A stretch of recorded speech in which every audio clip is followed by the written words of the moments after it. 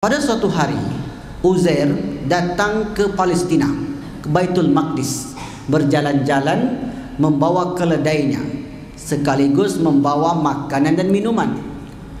Ketika dia sudah sampai di Baitul Maqdis, Palestina, dia melihat Palestina sudah hancur luluh seperti hari ini. Kalau Bapak Ibu tengok Facebook, tengok foto, biasanya muncul tuh Bapak Ibu, before, indah sekali kota Gaza, after, habis, hancur lebur. Maka pada tahun itu, yaitu tahun sebelum Rasulullah diutus menjadi Nabi, lebih kurang 400 tahun, maka pada tahun itu Baitul Maqdis tadi hancur sehancur-hancurnya, termasuk Baitul Maqdis itu sendiri dan Palestina pada umumnya. Siapa yang menghancurkan? Yang menghancurkan seorang yang beragama Yahudi, namanya Nebukadnezar.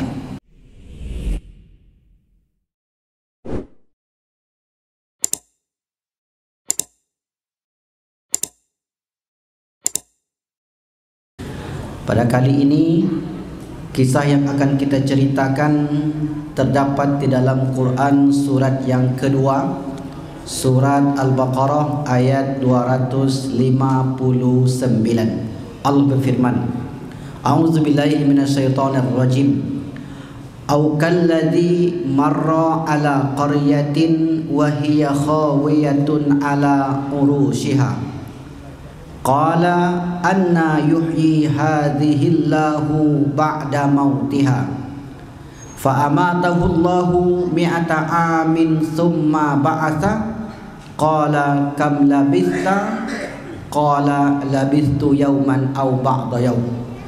Qala bal labithta mi'ata amin fanzur ila ta'amika wa syarabika lam yatasannah wanzur ila himarika walinaj'alaka ayatan linnasi wanzur ila al-izami kaifa nunsizuha thumma naqsuha lahma.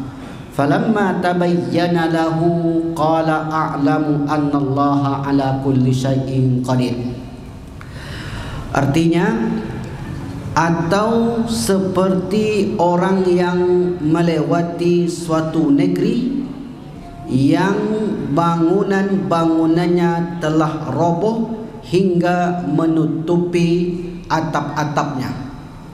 Ada kata orang, ada kata negeri, dan ada kata roboh. Dia, orang itu berkata, bagaimana Allah menghidupkan kembali negeri ini setelah hancur lebur? Lalu Allah mematikan orang itu selama 100 tahun. Kemudian membangkitkan atau menghidupkannya kembali. Dan Allah bertanya kepada orang itu, berapa lama engkau tinggal di sini? Dia, orang itu menjawab, aku tinggal di sini sehari atau setengah hari. Allah berfirman, tidak. Engkau telah tinggal di sini selama 100 tahun. Lihatlah makanan dan minumanmu yang belum berubah, tetapi lihat keledaimu yang telah menjadi tulang belulang. Jadi ada kata keledai di sini. Dan agar kami jadikan engkau tanda kekuasaan kami bagi manusia, lihatlah tulang belulang keledai itu, bagaimana kami menyusunnya kembali. Kemudian kami membalutnya dengan daging. Maka ketika telah nyata baginya, orang itu berkata, saya mengetahui bahwa Allah Maha Kuasa atas segala sesuatu. Kira-kira siapa orang dalam ayat ini Bapak Ibu? Dan di mana negeri yang sudah hancur lebur itu? Lalu mengapa Allah umpamakan seperti seekor keledai yang sudah menjadi tulang belulang, kemudian keledai itu hidup lagi? Sebenarnya apa maksud Allah dalam ayat ini?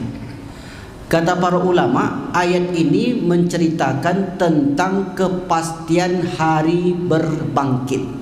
Sebenarnya itu tujuan daripada ayat ini.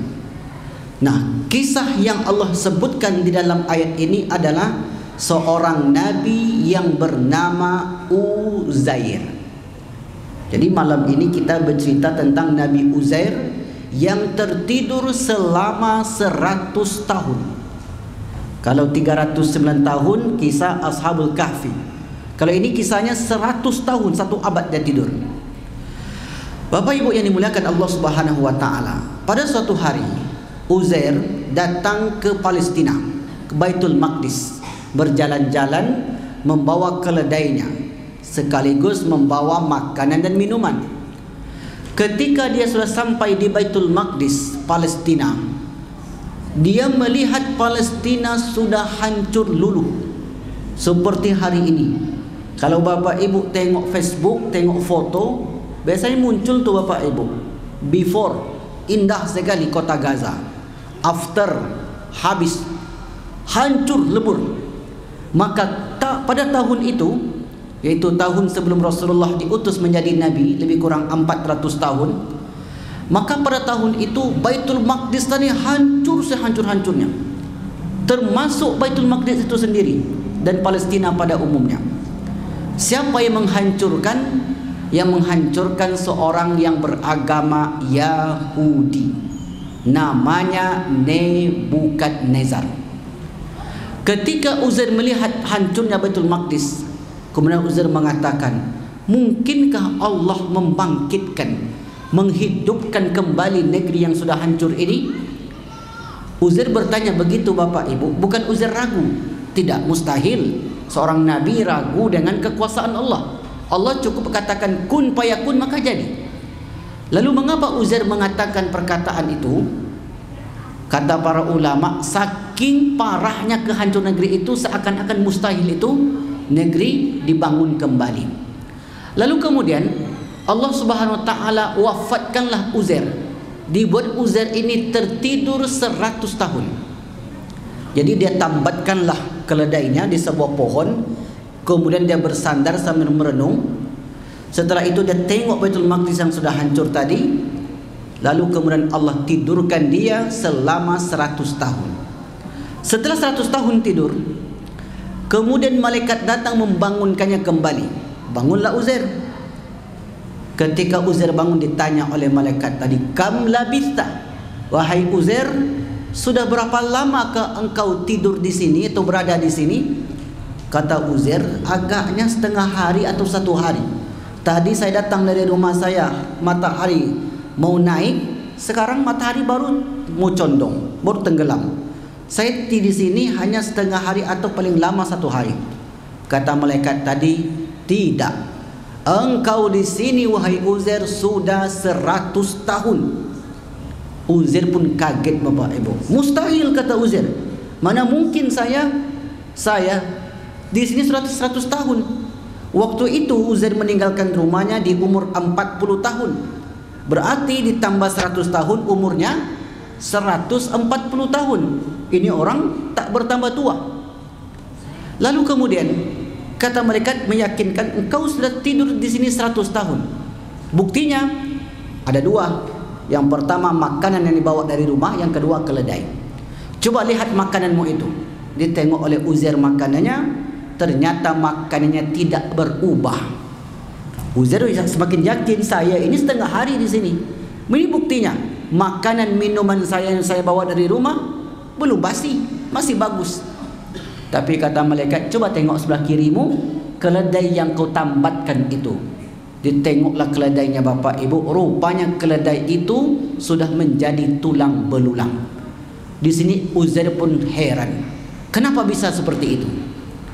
Kata para ulama, hikmahnya kenapa Allah buat yang satunya tetap utuh, yang satunya hancur menjadi tulang belulang, itu menunjukkan kelak di akhirat manusia itu tak ada yang tua, tak ada yang muda.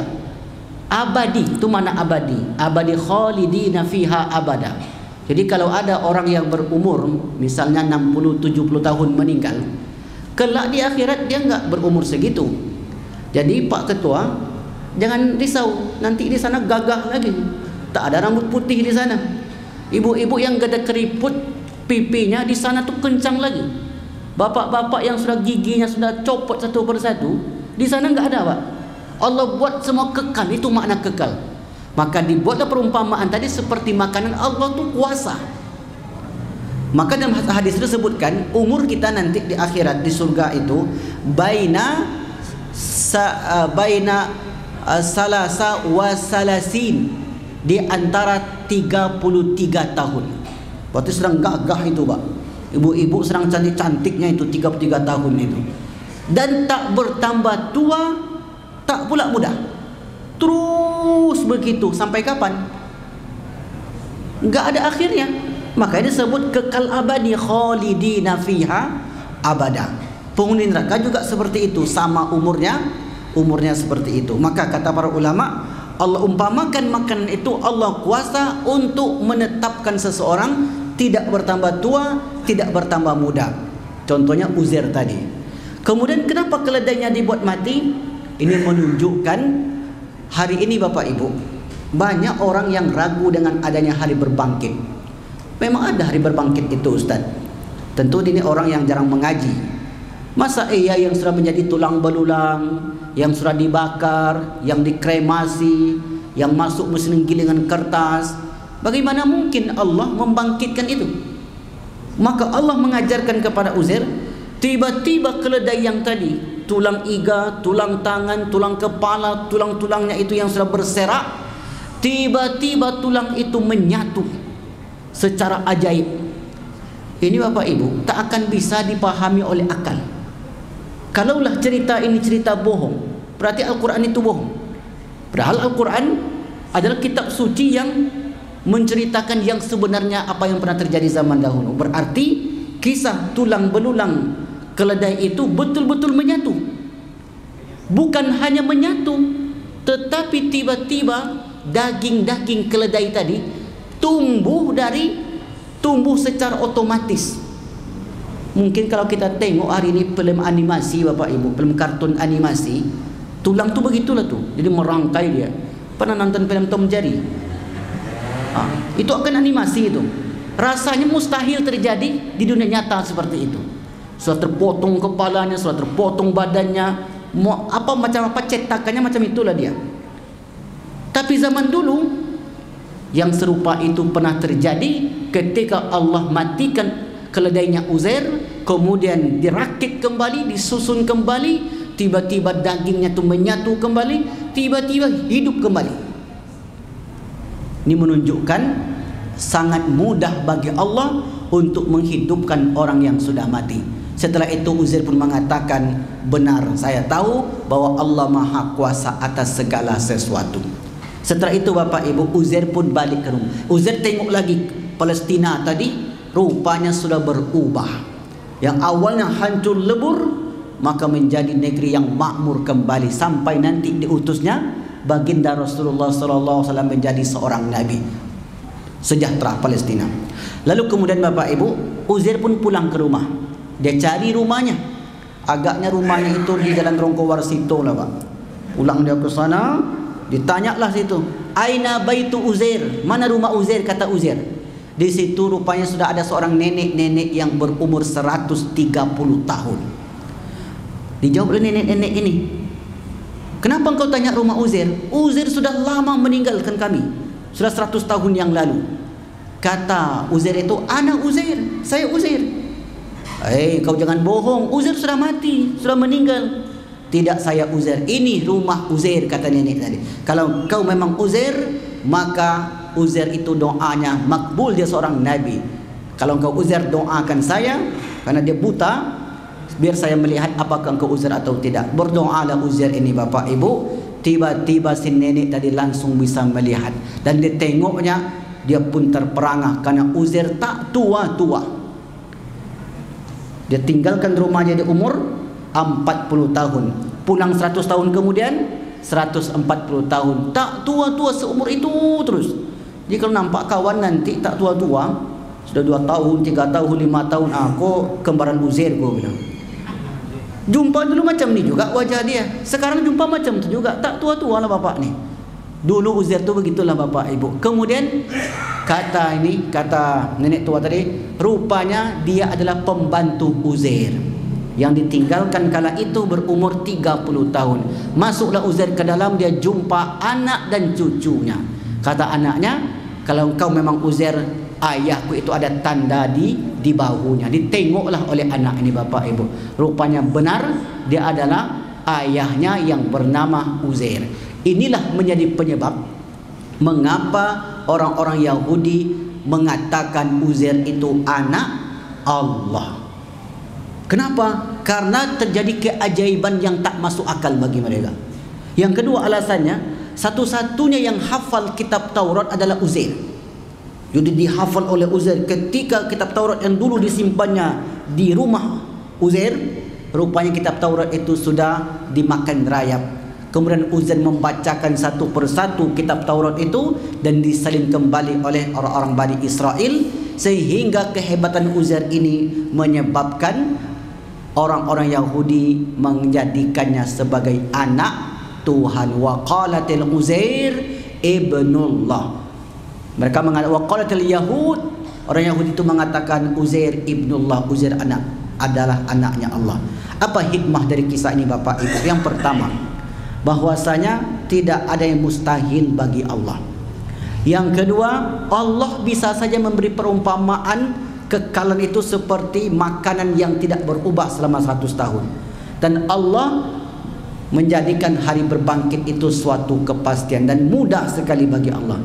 Yang keempat, hikmahnya bahwasanya terkadang seseorang itu tersesat karena terlalu mengagungkan seseorang. Ini hikmah yang besar, Pak. Terlalu kagum dengan seseorang itu, walaupun dia bodoh, walaupun dia salah, tapi mengagumi orang itu, biasa tersesat. Buktinya hari ini, bukan hari ini, kemarin tanggal 5 April sudah ada yang raya. Ada dapat apa infonya?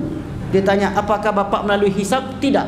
Melalui ru'yat? Tidak. Melalui tamkin? Tidak. Saya langsung telpon Allah, kata dia. Jadi kata yang komen di bawah, Pak, minta kami nomor teleponnya, kata, minta THR dengan Allah. Ya, macam-macam, Pak. Ada pengikutnya, Pak? Ada, Pak. Pokoknya buat aja yang aneh-aneh di sini ada. Banyak pengikutnya, Pak. Jadi kalau Pak Ketua mau punya pengikut juga bisa buat kayak itu. Besok langsung raya. Artinya apa? Orang itu akan mudah terjatuh dengan mengagumkan seseorang. Itulah yang terjadi kepada orang Yahudi, sehingga mereka terjatuh ke dalam kemusyrikan. Wallahu a'lam bishawab. Wassalamualaikum warahmatullahi wabarakatuh.